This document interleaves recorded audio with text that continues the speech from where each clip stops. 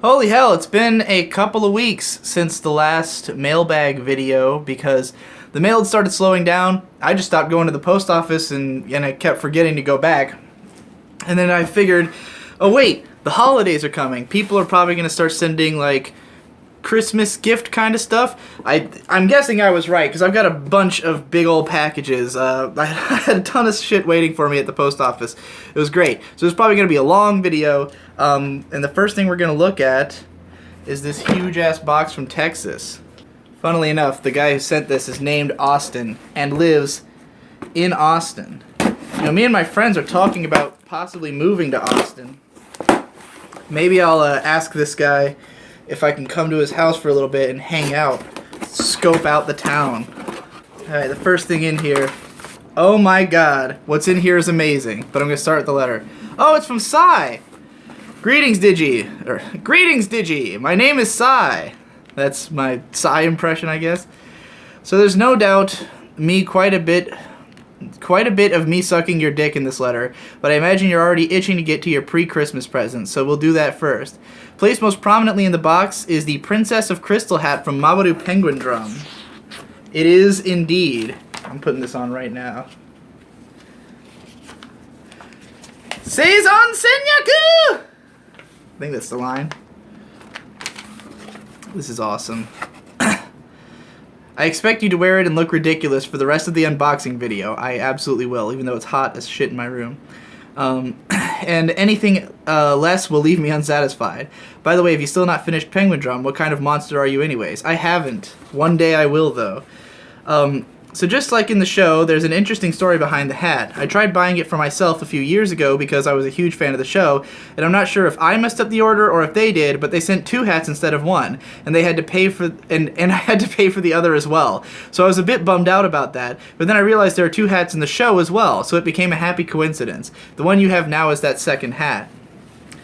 Next up, what will probably be your favorite of the bunch, a figure of Yui from K-On! Oh my god, it's Santa Yui. Yes! She's doing the exact pose that she does in the episode. Which, funnily enough... Oh, and I guess under it she's wearing a school swimsuit, because of course.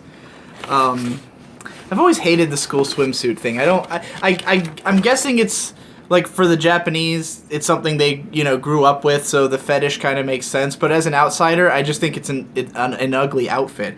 So I'm glad she's wearing the Santa outfit over top of it.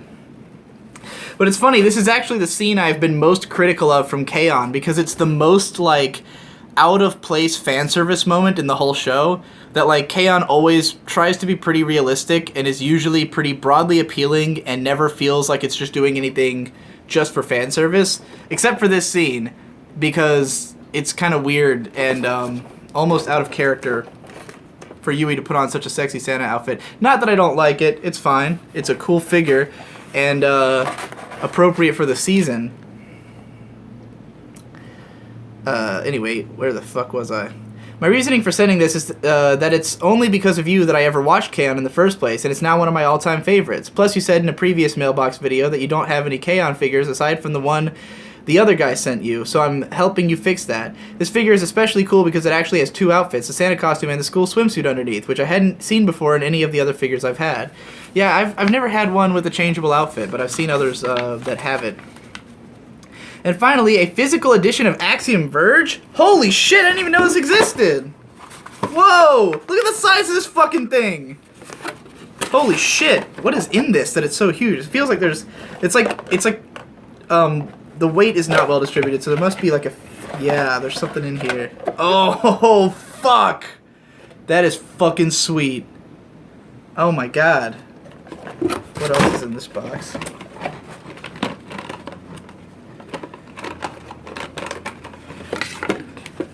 Okay, there's the original soundtrack. We'll definitely put that on my computer. It's a great soundtrack. This is like a... What is this? Okay, it's a USB... A micro USB holder. Okay, there's a... I guess the game is on a micro USB or something. This is just like a fucking, like, a heavy-ass, like, metal plaque with the name of the game on it. Interesting. This has become an Axiom Verge unboxing. Oh, is this a poster? Oh, shit, dude. Oh, fuck.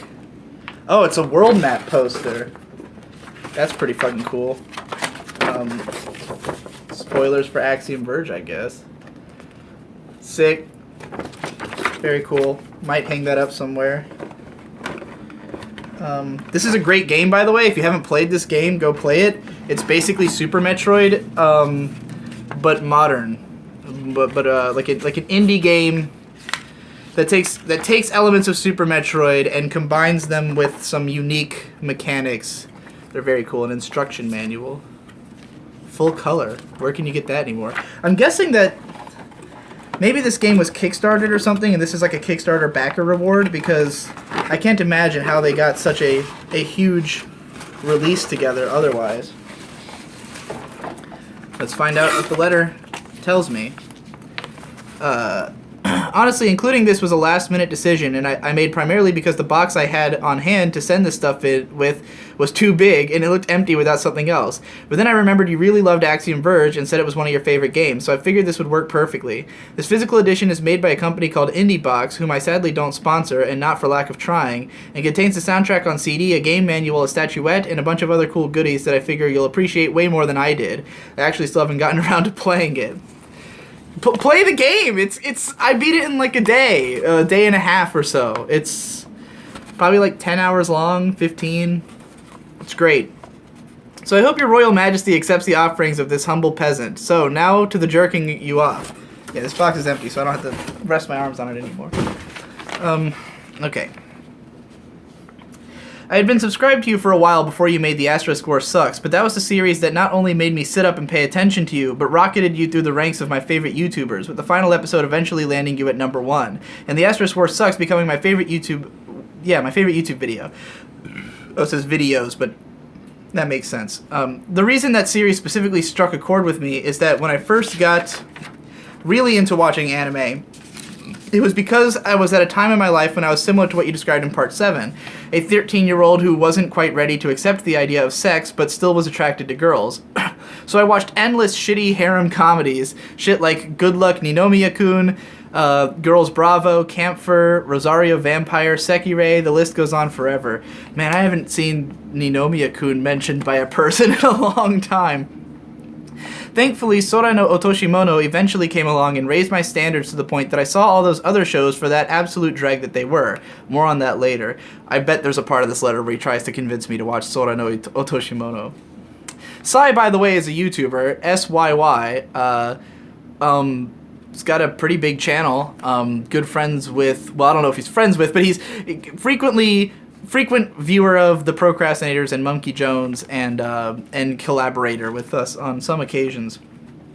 Anyway, point being, your analysis of the Asterisk War is everything I had ever wanted to say about the genre and more. There were a number of occasions where I started shouting, "Yes, yes, he gets it!" just because your views aligned perfectly with mine. It was also the first analysis video I had ever seen that really resonated with me on an emotional level. That McDonald's part is the most obvious example to pick, but I also vividly remember getting a little teary-eyed listening to your impassioned speech in the last episode.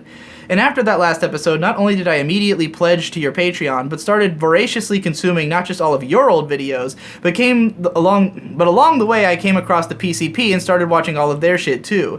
And like I said earlier, I watched K-On! Because of you, I rewatched Psycho Pass and my opinion of it did a complete 180 because of you, and you've made huge impacts on my video style. Fuck, you even made me like rap, something I had thought was impossible. Speaking of, your diss track of Asperger just came out yesterday at the time of this writing, and it was by far your best work yet. Can't wait for the next album. Point is, I think you and I are very much on the same wavelength, just you have 7 years more life experience that I need to catch up on. Are you that young? I didn't realize Sai was that young. You're only 18? Sounds like an old man if you listen to his voice. So I think that's it for the praise. Let's get to the now traditional and overdone 3x3. Look at attached 3x3. Okay, where's that? Oh, God. Okay, never mind. I thought it was... Alright, it's 3x3 is Sora no Otoshimono, which if you go to his channel, it's like pictures of these girls everywhere. Kill La Kill, Steins Gate, Madoka Magica, K-On!, Psycho Pass, Mawaru Penguin Drum, and what is that? The World God Only Knows. Pretty good stuff. Obviously, Sora no Otoshimono is the only one of these I haven't watched. Well, I haven't seen all of Mamoru Penguin Drum. I'm waiting for his. I know there's gonna be like a full scale defense of Soranoa Toshimoto in here at some point. I'm just waiting for it. I think everything on the list is pretty self-explanatory, except for number 1, Soranoa Toshimoto, and number 9, The World God Only Knows. As for The World God Only Knows, I adore the way it plays with genre tropes, and I just think it's really fucking funny. It's able to consistently make me laugh more than any other anime I've seen, except for Soranoa Toshimoto. I'm self-aware enough to know that I must look insane putting SNL above all those other shows, but I quite literally could write a novel-length analysis about why I adore it so much. Hell, more than could, I'm drafting it as a side project right now. I'll be looking forward to that. I'm very curious. I love The World God Only Knows, by the way. I don't think you have to apologize for it or anything. It's a great show. I remember you saying in your The Most Boring Taste in Anime video that if someone had a 3x3 consisting of conventionally good shows, but Camphor was number 2, then nothing in the world would be as interesting to you as that guy's review of Camphor. Well, that's sort of what I'll be going for with the video series I'm making. I'm planning for part 1 to come out on March 25th, which is the 10th anniversary of the manga, so hopefully that turns out well. Cool. On a related note, you should really do more of the Second Chances board, and totally not because I want to see what you think of Soranoa Toshimoto. Is that on the board right now? It is on the board right now, so unfortunately I've put that show on hold. But it has come to my attention that there are probably a lot of dart holes in your current list, and so to help tidy things up, I've included a new list for you to shoot darts at, which I think is far superior to the previous version. See last 2 pages. As you can see, he's modified the list for me to throw darts at. So, you know, all the shows are still there. Nothing's missing, you know. It's just he's changed the order of operations a little bit. He's tipped the scales a little bit in the favor of his own interest, if you will. Well, that's it for me. Thanks for reading and being fucking awesome, and keep up the amazing work. From Sai. All right. Thank you, Sai. This hat is fucking great. I absolutely love it. I will definitely wear it all the time, as much as I can get away with, especially if I ever talk about that show in any more depth. The Axiom Verge stuff is fucking great. The Yui figure is fucking great. So, awesome package. Thanks a ton. Alright, this next one is from a Sophia in Indiana. Let's check it out. Oh my god, there's an anime magazine in here. For the first time in forever. Digi, please enjoy the following dank items. The copy of Nintendo Power covering the release of Tales of Symphonia. Whoa, yeah! Yeah! Oh my god, this is just like a whole nostalgic fucking sandwich for me right here. I've had this magazine in my collection since 2004, and in a lot of ways it was the thing that turned my life down the full weeb path. I hope you'll get a kick out of it. If nothing else, the extremely corny Nintendo Power writing style is something special to experience. Yeah, I have a ton of Nintendo Powers myself. I don't think I have this one, because this would have been... Most of mine are from the 90s. I really attribute a lot of my, like, everything I do now to Nintendo Power, because it really introduced me to the idea of reviews, and, like, I was obsessed with memorizing all the scores they gave everything, and the layouts of the magazines. I knew, I could recite to you what was on the cover of every single Nintendo Power of the last 2 years at one point in the 90s. I can't anymore, obviously. But I was really obsessed with this magazine. Even though I didn't necessarily read a lot of it, I mostly was just obsessed with the craft of it.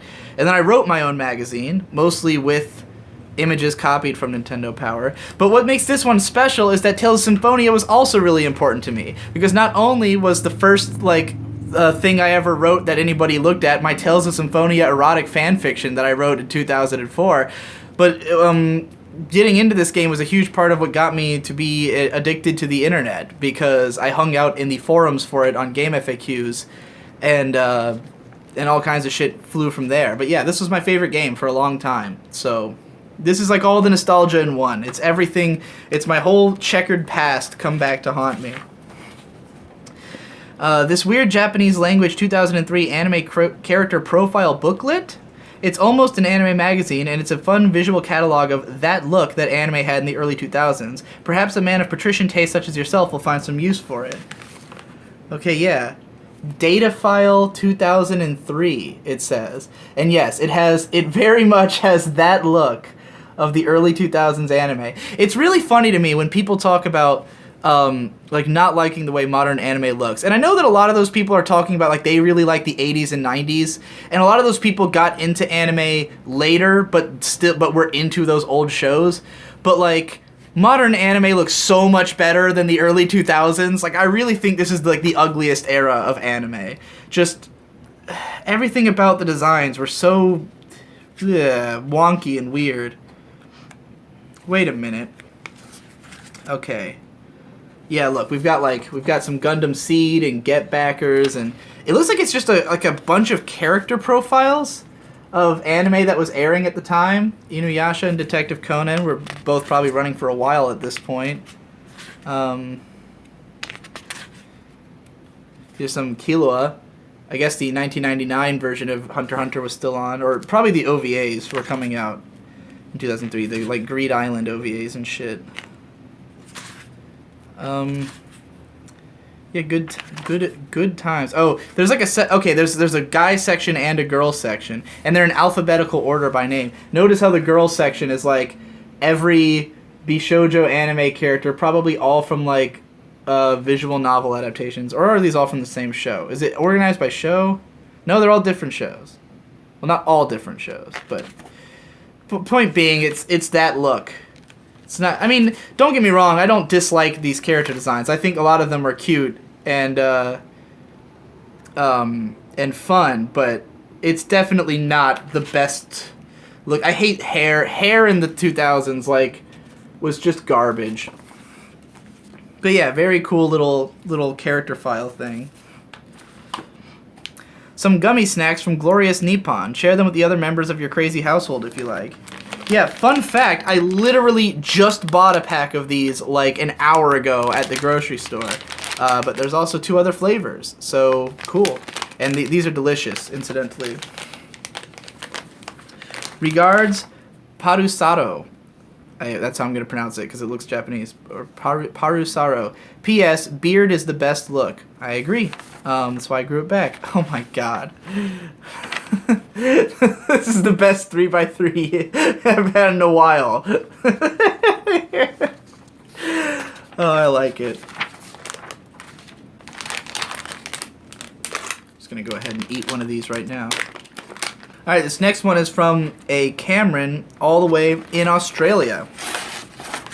A lot of fans in Australia. I wonder if that's partly because of the pub crawl or if it's just a coincidence. This has a bunch of very official-looking documents inside of it.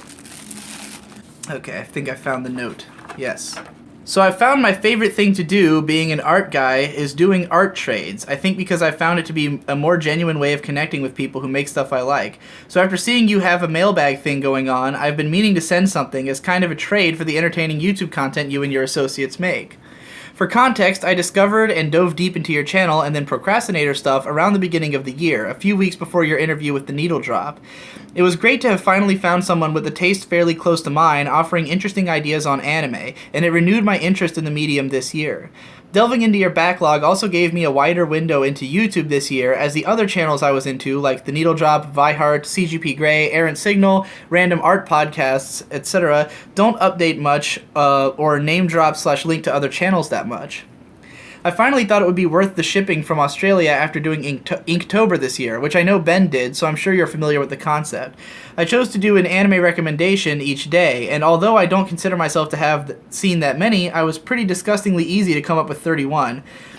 It was also surprisingly motivating to think up a paragraph or 2 about what I thought on each series. If you want to check out, I posted them all at...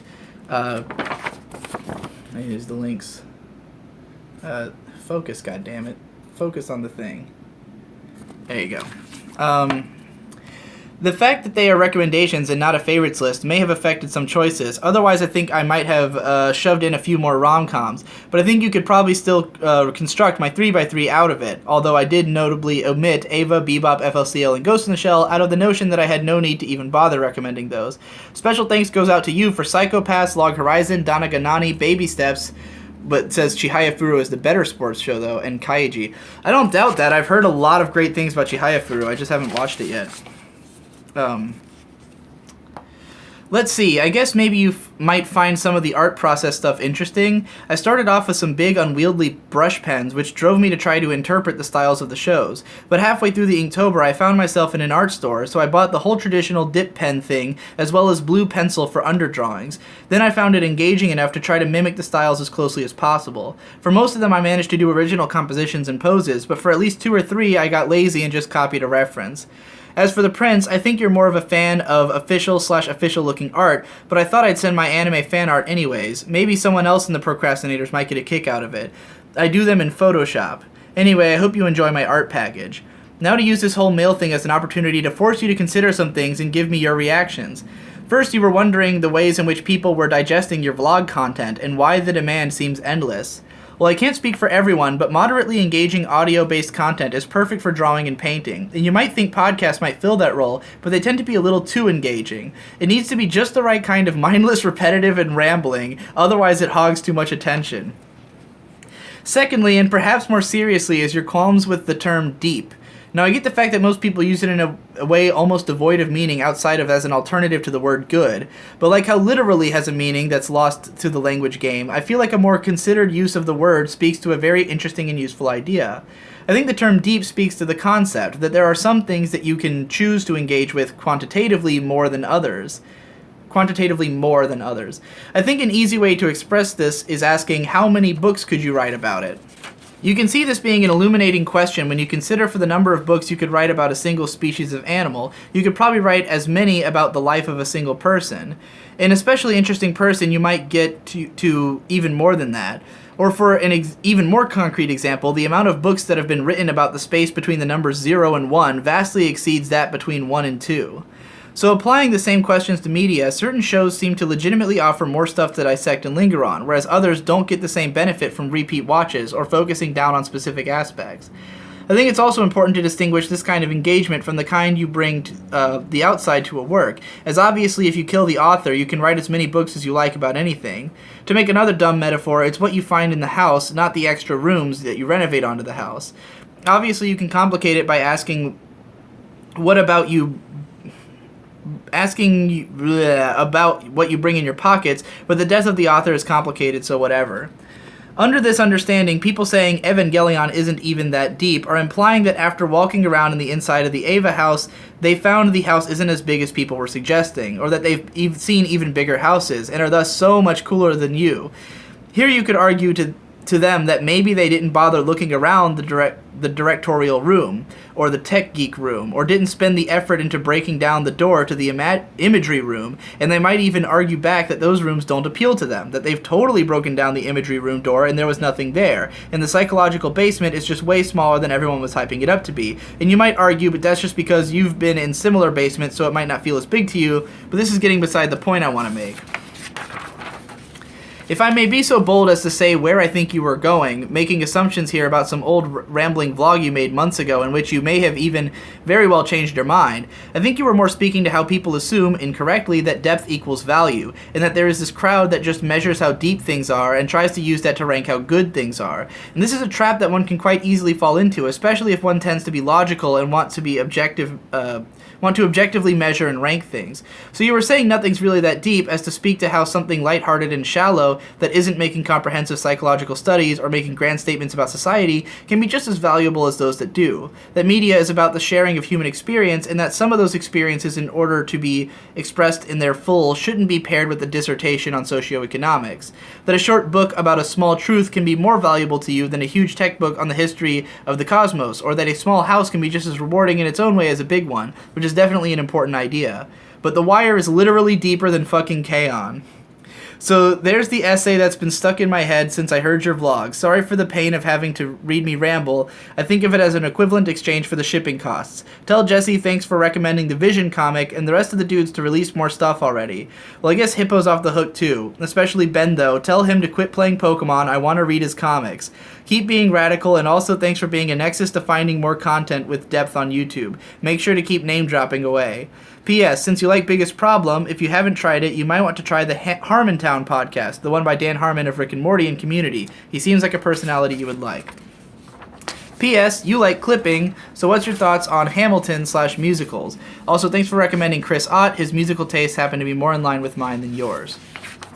I think his musical taste is probably more in line with most people than mine. Hamilton, I haven't seen it yet. I actually just, someone uploaded a rip of it to YouTube, and I was gonna possibly watch that. I downloaded it before it got taken down. I don't know if it's been taken down, but I downloaded it just in case. And as for musicals, I don't have any real strong opinions on them. The only one I've ever seen like in an actual theater was Jesus Christ Superstar, which was pretty alright. I mean, I prefer the movie, just because it's a movie. And as for musical movies, they can be good. I don't have any particular opinions on them. They can be just as good as a normal movie, I guess. As for the whole depth thing, yeah, I more or less agree, though I do think that it's dangerous to say, like who's to say how big the house is? Because if you bring up that conversation where you're like, well, you didn't go in that room, you didn't check that room, like anyone could say that about any piece of art. And there's someone who will say that about any piece of art, you know? There's someone like me who's going, the K-On! House is way bigger than you fuckers have realized because you're not even looking in the rooms. You know, like that's... You know, do I think The Wire is deeper than K-On! I would say so based on like what I think of the two. I would say The Wire's deeper than anything. But yeah, I guess The Wire is the deepest show in the whole world. Oh wow. This is not what I was expecting the art style to be, but this looks... I assume that you drew this. So this is Shinji strangling Asuka, done in this very painterly style, with what looks like a wall of whiskey bottles behind them, or just of I guess it's probably Misato's beer bottles, but there's a shitload of them. This is very striking. It's really a shame you had to fold this to send it, because it looks fucking great. I might put it up anyways. We've got a whole lot more art in here.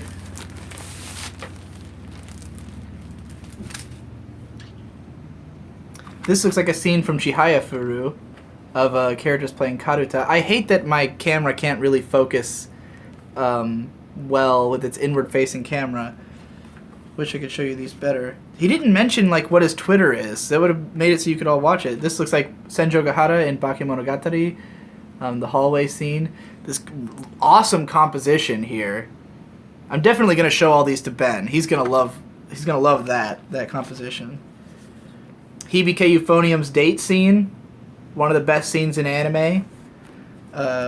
May even become a video of best scenes in anime. Oh, this is great.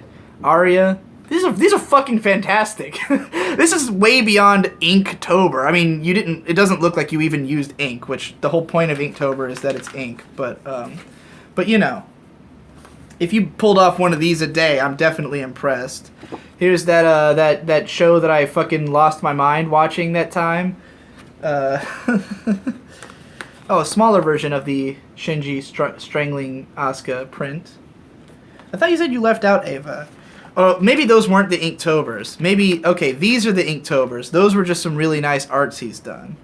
Okay, so the Inktober recommendations. I think we've got 31 of these. I'm going to cut the clip real quick.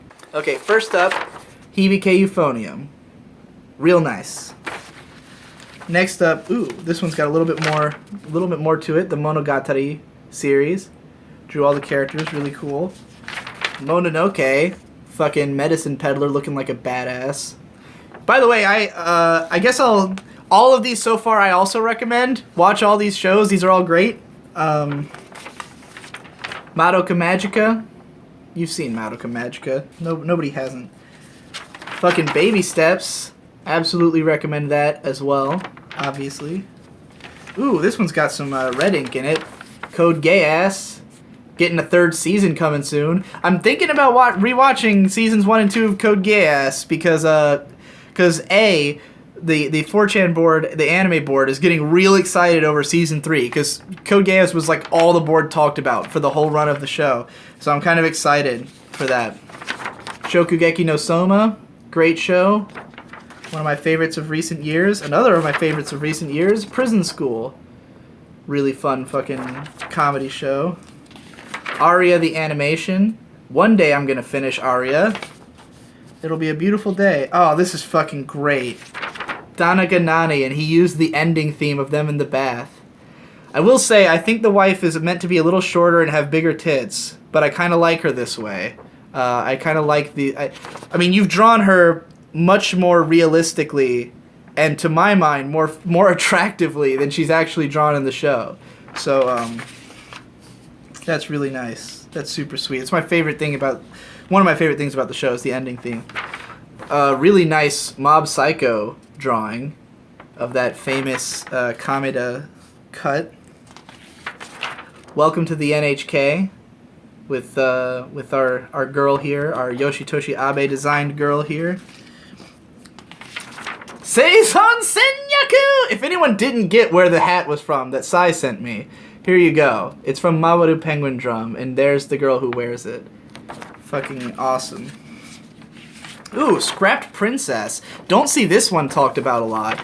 This is a early 2000s fantasy show by Bones that's pretty good. It has some interesting twists to it. I know some people who are really into that show. I was not, like, crazy about it, but I thought it was good. I would recommend it. The Tatami Galaxy. Really cool illustration for that one. I love Akashi just sort of pulling her hair aside. Another of my recent favorite shows, Barakamon. I like that you went for the painterly, or the calligraphic brushstrokes on the title there.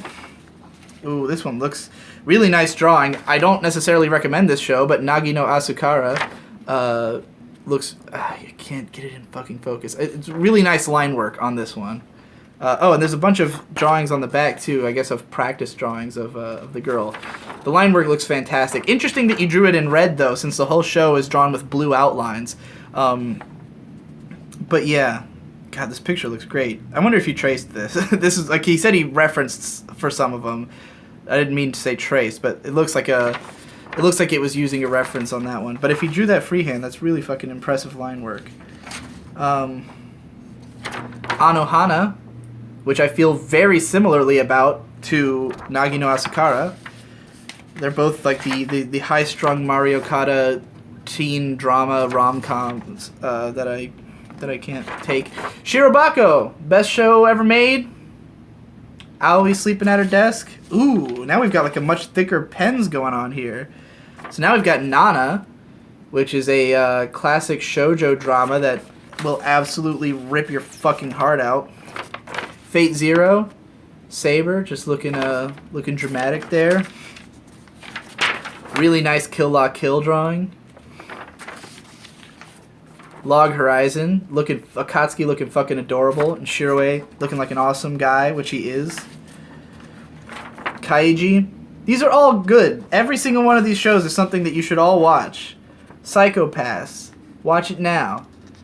The faces are a little weird in this one, but Humanity Has Declined. I like the more wispy art for this one.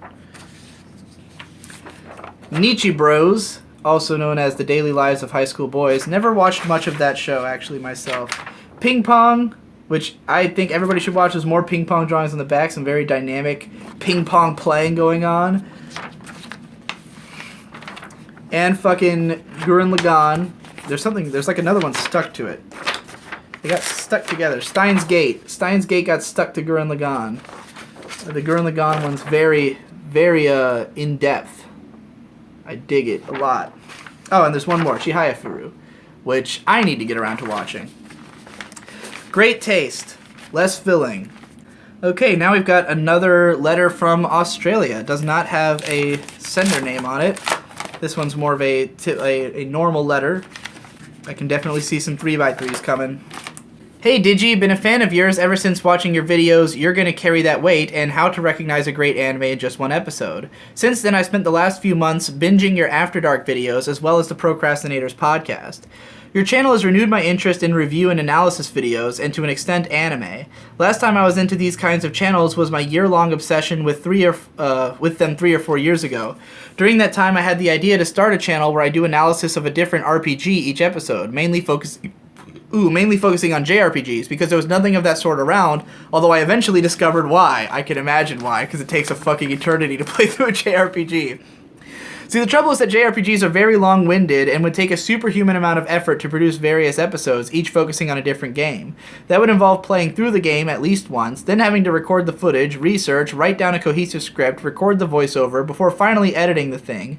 Judging from the pace at which I play and finish games, let alone RPGs, it would be quite an exhausting task for only one person with minimal video-making experience to do. Even though at the time I wasn't studying anything and was only working around 23 hours a week with all the free time I had. I even bought a whole lot of JRPGs to play because I'm interested in those kinds of games, but only a small few got played and the rest are, to this day, left in my game collection mostly unplayed. So it was a good idea in theory, but I eventually abandoned the whole project since I found it such an undertaking too daunting. Do you have any advice or comments on the situation I described? Sorry if it sounds like I'm bitching and moaning, keep up the good work. P.S. From M. Ashcroft. P.S. I'm afraid I don't have anything to send in at the moment. I was going to send in this Super Sentai magazine I had lying around in the house, but it was all in Japanese, and it actually belongs to my younger brother, and I wasn't sure if you were into that sort of thing. Well, I wouldn't have been able to read it, but advice, I would say either just cut back on the amount that, like, cut back on the rate you're going to do the videos, or power through it. I mean, honestly, it's probably not as bad as you're imagining. I had a period when I first started YouTube, like when I first decided to become a YouTuber, like as a job, before I started the pony stuff, I have this old show called Adventure Action RPG, where the idea was I was going to become an action RPG guy, because that's my favorite genre, and there's no one who like specializes in it. So if you go to my old channel, Modal Hasol Productions, there's 5 videos in the series. The fifth one was produced much later, but the first 4 were done one week after another. But I played. Here's how I managed to do that. First of all, I played some older games that are short. Like the first game I covered was Dungeon Explorer 1 and 2, which is like 2 hour-long games for like the turbo graphics. So I covered those 2 as my first video. Then I did The Legend of Zelda: The Minish Cap, which is relatively short, and as I'd played it before, so it wasn't so hard to get through. Then the next one I did was Xenoblade Chronicles, but because I ended up not liking the game, I just reviewed the first 8 hours. Like, I just explained why I'd quit after 8 hours, and that was the nature of the video. It's like a, here's why I'm not going to finish it kind of thing. And then one after that I did was Nier, which is not a super long game, but I didn't play it to all the endings. And like I had said in the video, that I will later play to later ending. Now here's the best advice I'm going to give you, and that I give this to, this is now currently my advice to absolutely everybody getting into videos. Don't feel like you have to say everything in one video. You don't have to say everything in one video. You can make as many videos about the thing as you want. If you want to see a great example of someone who's just started capitalizing on this beautifully, because for years he was hung up about this, until finally he saw the light and changed the way he does things, is Endless Jess. He started up this show called Not a Review, where the idea of it is just that as soon as he has enough things to say about a game, he makes a video about it. So some of them are not games he's beaten. Some of them are games he's played like 2 hours of. He just did a Not a Review of Final Fantasy XV's first 15 minutes. And the video is almost 10 minutes long, and it makes a ton of great points about the game. It's really interesting, and it's just about the first 15 minutes of the game. So you don't have to say everything to make a good video. And if you want to break it into parts and just keep coming back to it, that's a great idea. I would even encourage not labeling them as like part 1, part 2, but just like writing videos about individual ideas. Look at how I've been covering Evangelion, where it's just like I took each episode or each pair of episodes that I had something to say about and wrote a video. So I would highly encourage that rather than thinking of it as I'm gonna make a full-blown review of every JRPG, just talk about whatever aspects of it are interesting, even if you only play the game, like, for about however much of it you can play. Like, if you only get around to playing 10 hours in the course of that week, write about those 10 hours. Or, you know, or if you beat the game, then write about as much of it as is intriguing. Alright, so next up we've got some 3x3s. There's a little guide to them here. Starting with anime, we've got Attack on Titan, Psycho Pass, Evangelion, Steins Gate, Monster, Serial Experiments Lane, Berserk, Digimon Tamers, and Cowboy Bebop. Surprised this is the first one I've gotten with Monster in it. And I'm also intrigued that Attack on Titan is in here, because everything else in here is much more like highbrow. And Attack on Titan, maybe it was like your first show and you're still attached to it or something. Or maybe you just really like it and I'm an asshole. But it's interesting to see that amongst all these other shows. I mean, obviously Digimon Tamers is less highbrow, but the Digimon shows do have a very strong cult following of people who like really are in love with them. All right, video games. We've got Tales of Symphonia, Metal Gear series, Final Fantasy V, Super Metroid, Devil May Cry 3 Dante's Awakening Special Edition, Mass Effect, Resident Evil 4, Xenoblade Chronicles, Castlevania Symphony of the Night. Well, as I said earlier, Tales of Symphonia was my favorite game for a long time. I've still never really played through any of the Metal Gear Solids, but I know a lot about them. Final Fantasy V is interesting because that's one of those ones that like is a lot less popular than the others, except among people who really like the mechanics. Like it's popular for how it's played more so than the story, whereas the other games are more known for story. Super Metroid's one of my favorite games. Mass Effect's one of my favorite games. Devil May Cry 3 I love, but I am terrible at it, and I never got very far. Resident Evil 4 is one of my favorite games. Xenoblade Chronicles, as I just described, I dropped in about 8 hours. And Symphony of the Night I still have not played through much of. Ooh, favorite... Oh, man, your taste in music is calling my name here, buddy. We've got Clark's Body Riddle, Opeth's Your Arms My Hearse, Agalach's The Mantle, J Dilla's Donuts, Muse's Origin of Symphony, Neutral Milk Hotel's I Love You, Jesus Christ.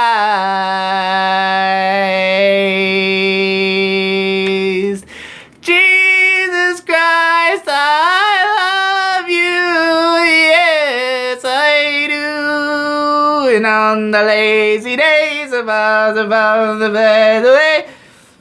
I don't even like that album. I just love that song. Iron Maiden's Peace of Mind, Actress's Splash, and Mastodon's Leviathan.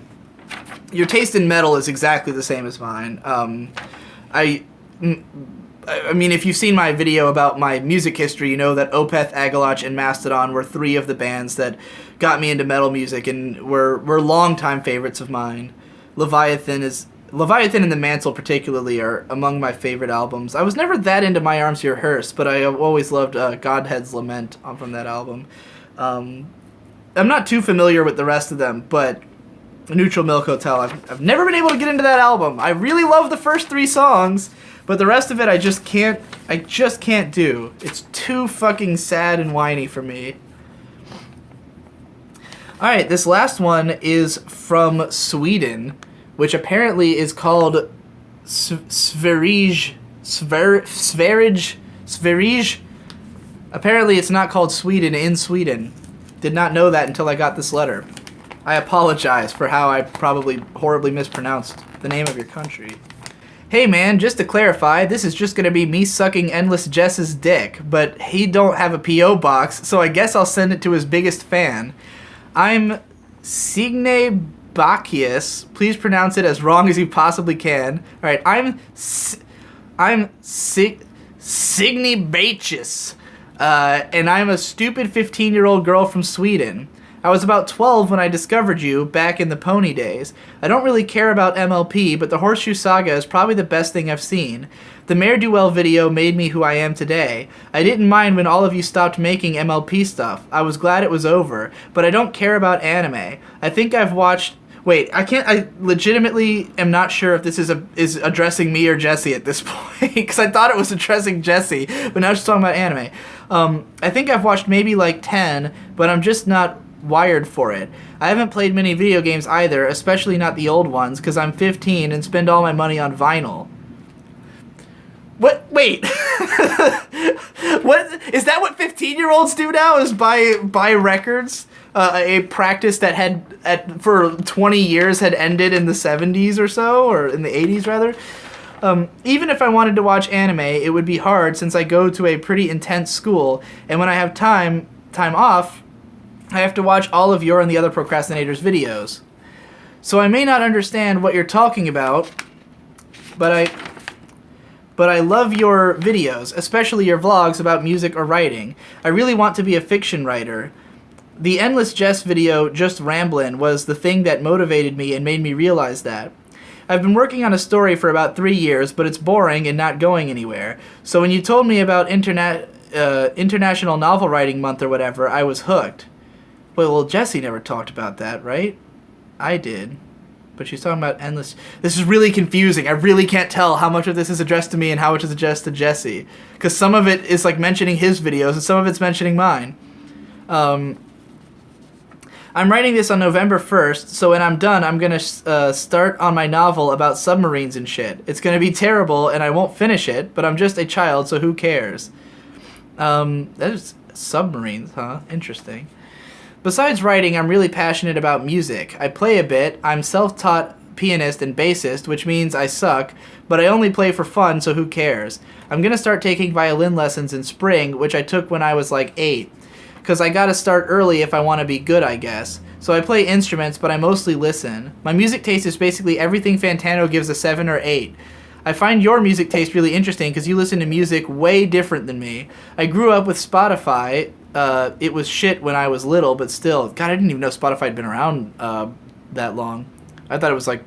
I mean, I know you're very young, but I didn't think it had been around for even 5 years.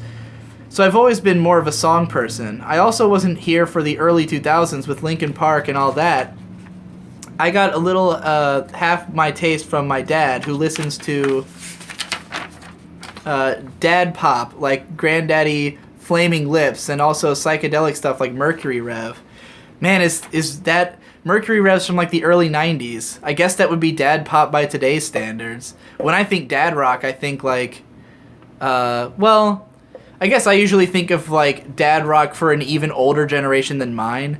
Like, when people say dad rock, they're usually referring to, like, Steely Dan or, like, AC/DC or something. But even my dad would have been probably, you know, in his, like older when, or, I mean, younger. Like, he would have been a little kid when those bands came out. He would not have been into them, like, you know, when they were current. So, yeah, but I guess dad pop now is Flaming Lips and Mercury Rev, which I only just discovered Mercury Rev like a couple weeks ago, and I love them, at least their first three albums. But his taste is all over the place, so count in Daft Punk, Stevie Wonder, Belle and Sebastian, and Cake too. He definitely sounds like a patrician. Like, your dad definitely listens to stuff that is considered good. The other half of my taste comes from internet and Fantano, like Clipping, Sufjan Stevens, Kanye West, Frank Ocean, Owen Pallett, Neutral Milk Hotel, Janelle Monáe, The Strokes, and various Swedish stuff. I don't get metal, but I'm a stupid 15-year-old, so maybe I'll get into it later. Well, usually being a stupid 15-year-old is how you get into metal. At least it was the case for me. I mean, you have pretty great taste, though. Clipping, Sufjan, and Kanye are all favorites of mine. I like Frank Ocean. Pretty cool stuff. I already read that line. An annoying thing which living in Sweden is that there is no concerts, or I'm too young to go. It sucks, but I guess it could be worse. I mean, there's no concerts where I am either, so... Anyway, can I ask you something? How do you make good YouTube videos if you don't have a camera and your phone has no storage? Any tips on cheap cameras? I have this extremely niche project in mind that I'm gonna start off with shit equipment to match with the narrative, but I need something to film with, you know? I mean, just go on Amazon and look for a shitty, cheap camera.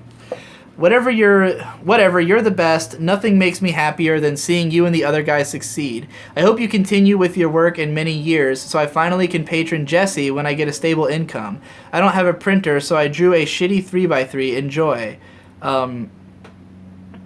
Emotional Signy, emotional load, a shitty kid who thinks she understands stuff. Okay, change my mind. I can't draw. I'm so sorry. I can't draw. This is stupid. It looks like she drew Space Dandy and then gave up and just wrote the names of all the other stuff. So we've got, it says, I'm sorry, I love Space Dandy.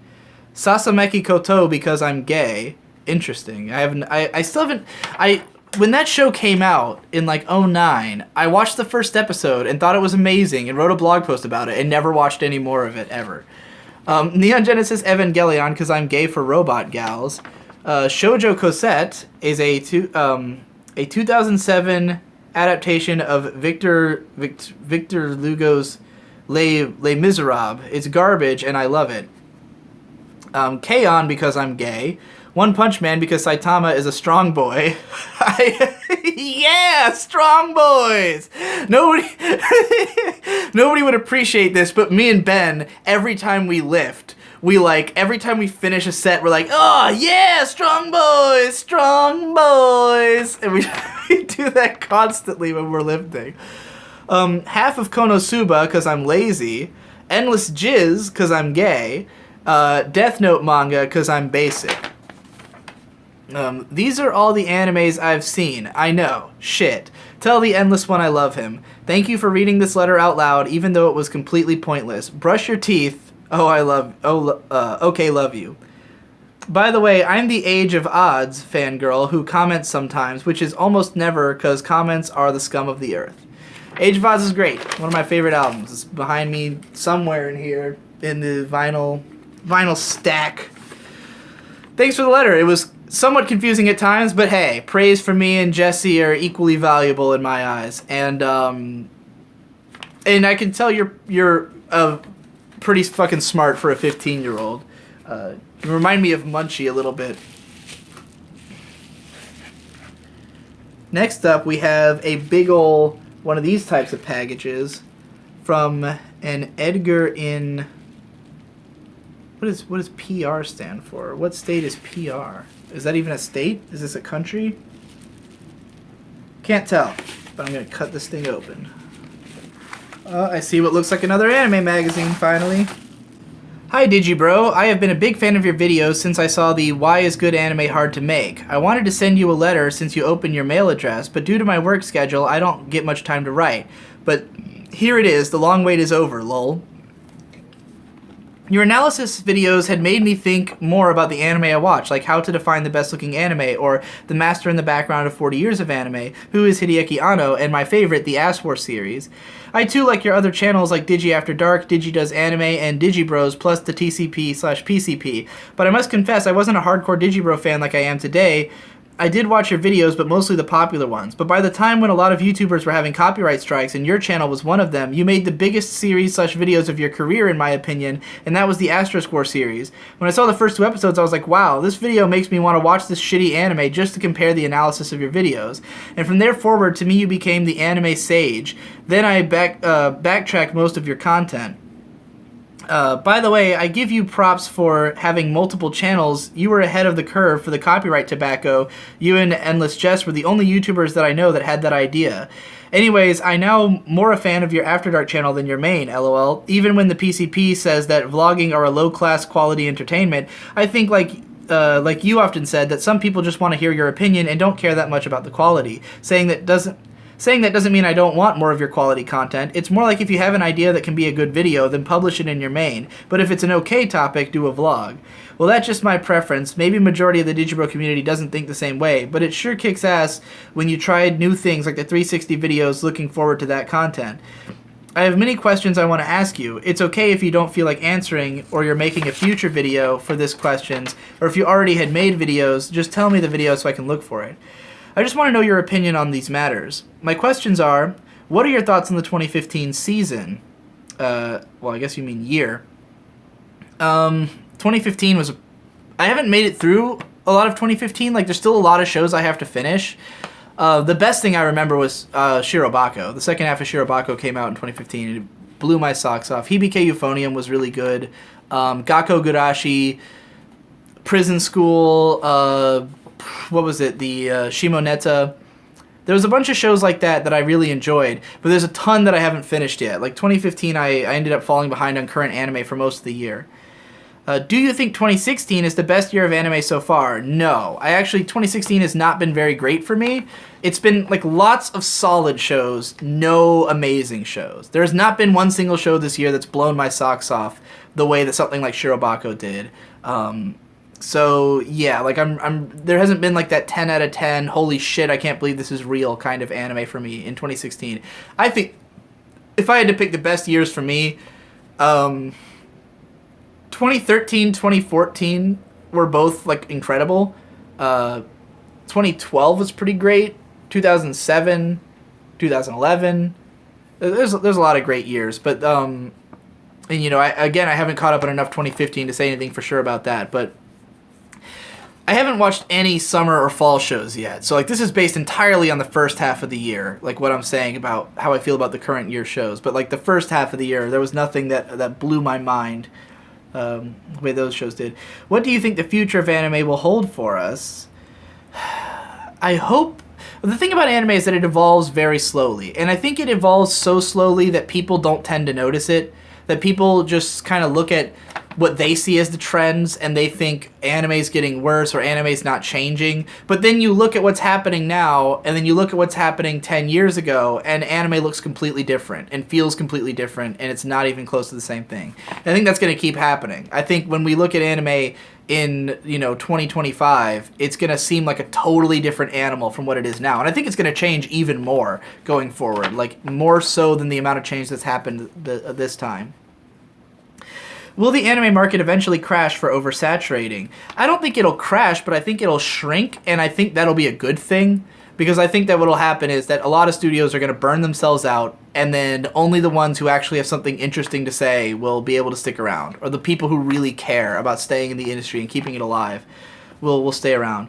Do you think someday you will peak or grow tired of anime? I mean, I've had peaks and valleys with my interest in anime, but I've been into anime for well over 15 years. Well, not well over, about 15 years. So yeah, I don't see myself like losing interest. It's been more than half of my life that I've been watching it. What do you think the future of... Oh, I already read that one. Will Studio Trigger be the savior of anime? I think Studio Trigger, I think they really are saving anime. The only problem is that they can only get so many shows out at a time. They're so rare that a new, like, full-blown Trigger show comes out, and all of them are controversial. People always go into them with super high expectations, and then when they're not, like, specifically what you want, then people, aren't into it. Like, Kisniver, I feel like, would not have gotten nearly as negative a critical reception if not for the fact that people hold Trigger to such a high standard, when really it's just a fucking solid show with incredible animation. That's all the questions I have for this letter. Maybe in the future I'll have more. Haha, looking forward to your future videos, and tell the guys from the PCP that they are all awesome. Without you and the TPC/PCP, I would have quit my job a long time ago, and maybe I wouldn't be writing you this letter. P.S. I'm digging the K-On! Series first episode. Didn't impress me that much, but episode 2 and 3 are way better in my opinion. I believe that the first episode was made for rewatchers. I haven't even got watched your video on K-On! Yet because I don't want to spoil myself and want to have the full experience, but I can guarantee this soon I will finish watching your analysis on the series. Write you later, Sage Digibro. From Edgar Santiago /NatsuRage1. And there's like a little picture, a little tiny thumbnail picture of me as a Sage Digibro. Yeah, K-On! Episode 1 is definitely not the best episode of the show. I mean, it's a fun little light comedy that if you're into that kind of thing, you'll probably be like, alright, I guess I'll watch this.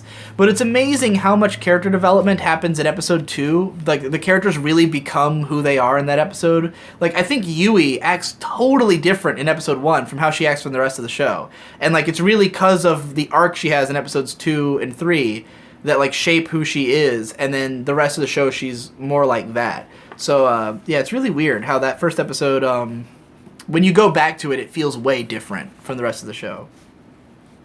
Digi, I hope you like the magazine. I got it recently. This was the only excuse that I have to write you a letter, lol. I didn't want to send you something empty-handed. Besides, this is my way to say thanks for your videos. The mag has an article on ReZero. That way you can get super hype. Maybe the story will end up too deep for you, or maybe it will come to become a meme that needs to die. The normies do like this anime, as for me as well. I don't want to broke commenter rules. I may feel empathy for the plebs. Okay, I will stop with the PCP references. It's kind of hard to do. I joke using all the episode titles. I need more practice. I need to put more effort, lol. Anyways, enjoy the magazine. There's a picture of him like praying to Colt Corona to give him a Digibro joke. Yeah, by the way, this package, I believe this is the one that she told me showed up in September, and like they just hadn't given it to me yet. I guess? I don't know. Like, because I've definitely been there since September. It's an Otaku USA with FL Seal on the cover. That's pretty cool. Must have been, or they re-released... Oh, yeah, it's because they're doing the second season, probably. And they're... I wonder if they have any actual person about that, because there's not a lot of info about it online. I wonder if they're just using it as a way to have FL Seal on the cover. And now we've got a 3x3. A waifu 3x3. It says, Little Witch Academia's Ursula, Bakuman's Mihon Azuki, Yamada-kun and the Seven Witches Urarara Shiraishi, Zero no Tsukaima's Eleanor de la Valliere, Slam Dunk's Haruko Akagi, One Piece's Shirahoshi, Nanatsu no Taizai's Diane, and Berserk's Shirk, future waifu, it says, and Magai's Morgiana. Very interesting taste in waifus. These are not like the ones that I see all the time, as most are. Hold on. Okay, yeah. You can't really have her. She's taken. The teacher from Little Witch Academia. I think this is one of Louise's older sisters. Well, she is definitely one I've seen people have as a waifu. And Yamada's also taken. You can't have her. A really cute picture of Shirk. I love Shirk. When people say Ash is another man's treasure, or if I feel super normie, I like stuff. Like Donatello. It's actually, I love stuff. Alright, we've still got one more package to go. This is a big ass box. And I've only got 5 minutes worth of recording left to open it, so let's see what's inside. Looks like there's a bunch of DVD box sets in here. I'm gonna stop recording while I open all these because I'm gonna literally run out of space trying to get all this bubble wrap off. Digi, you're a cool guy, but we gotta do something about that shit taste of yours. So please, take this opportunity to cleanse your mind with some proper, no-nonsense manime. I'm convinced that once you're exposed to the best the art form has to offer, you will develop a more cultured, continental European-style taste in anime. Your fan, Dirk Reddit. Shit taste interventionalist, evangelist of manime. This dude sent me, like, every fucking, like, manime thing, like, all these fucking 90s OVAs that Manga Entertainment released, and then, like, almost none of which I've seen. We've got Crimson Wolf, which has, like, a dinosaur with an arrow in its... or that's, like, a statue. Looks crazy. Mad Bull 34, which I have seen the first episode of, which is very entertaining. It's just, like, extremely violent cop show. We've got Red Hawk, Weapon of Death, which I think this is the one... written by Sho Aikawa, the guy who wrote